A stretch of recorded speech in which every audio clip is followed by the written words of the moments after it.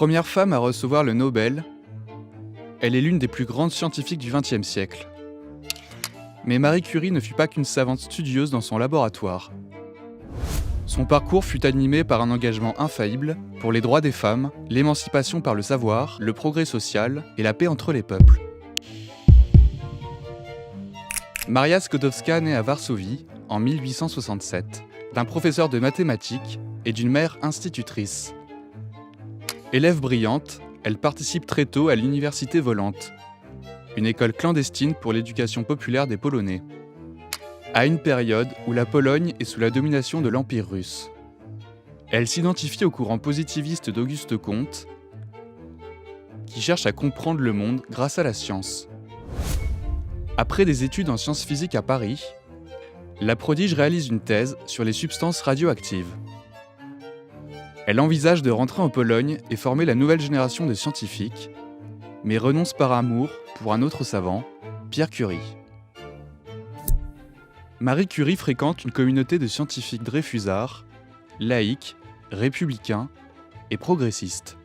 Elle obtient le Nobel de physique à 36 ans pour ses travaux sur la radioactivité et réussira l'exploit d'obtenir un deuxième Nobel en chimie à 44 ans. Marie et Pierre Curie isolaient à leur tour le radium, le premier corps radioactif connu. Mais la gloire et les lauriers l'intéressent moins que l'utilité publique de ses découvertes. Notre société ne se rend pas compte que la science est à la base de tous les progrès qui allègent la vie humaine et en diminuent la souffrance. En 1906, Pierre Curie meurt, renversé par une calèche. Marie Curie est chargée de le remplacer à la Sorbonne. Malgré la douleur et le deuil, elle donne une brillante leçon inaugurale.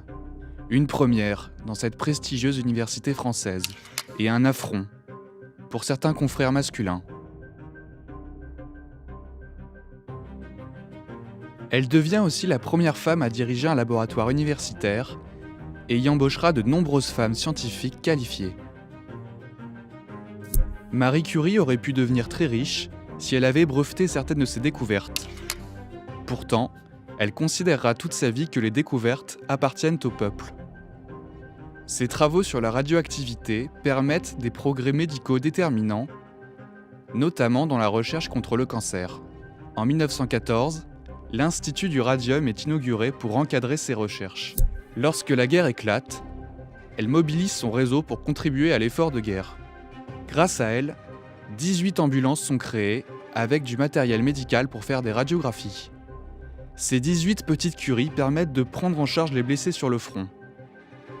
Grâce aux radiographies, les chirurgiens repèrent les éclats d'obus dans les blessures. Des dizaines de milliers de soldats français sont ainsi sauvés. Marie Curie conduit elle-même l'une de ces ambulances, accompagnée de sa fille.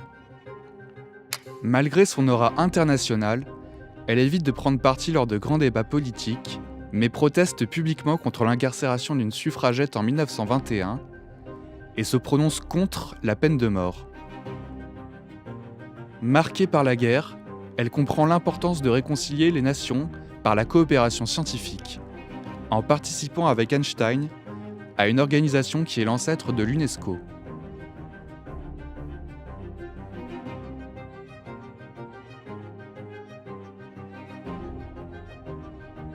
Jusqu'à sa mort, elle dirige l'Institut du radium, œuvrant pour la recherche sur le cancer. Mais son engagement pour la science a un prix. À 66 ans, une leucémie l'emporte, causée par les matériaux radioactifs qu'elle a manipulés. Irène, l'une de ses filles, dira longtemps après qu'elle aimait chez sa mère son féminisme intransigeant, sa révolte contre l'état social actuel, son désir passionné de voir se réaliser une entente pacifique entre les peuples.